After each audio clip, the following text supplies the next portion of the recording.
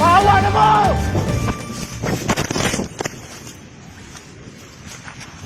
Sa isang iglap, toneladang basura ang gumuho sa isang landfill sa barangay Binaliw sa Cebu City noong January 8. 18 ang nakaligtas at higit 20 ang nawawala.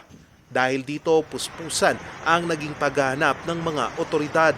Matapos ang isang linggo, umakyat na sa 22 ang kumpirmadong nasawi. Kaninang alas 12 ng tanghali, January 15, nahanap ang ika-22 nasawi sa trash slide. Dahil dito, 14 na katao pa ang pinaghahanap.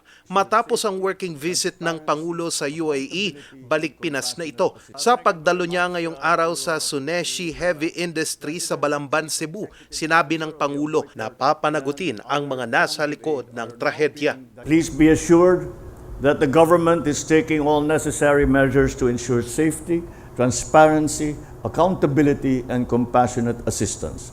Burial support and other forms of aid are now being directed to those who have been affected by this tragedy. Let us stand in solidarity with our fellow Filipinos during this difficult time.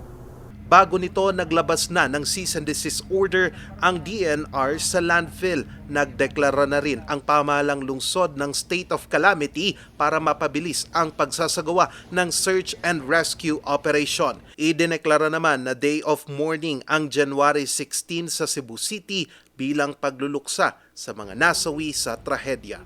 Charles Nicolimon, RNG News.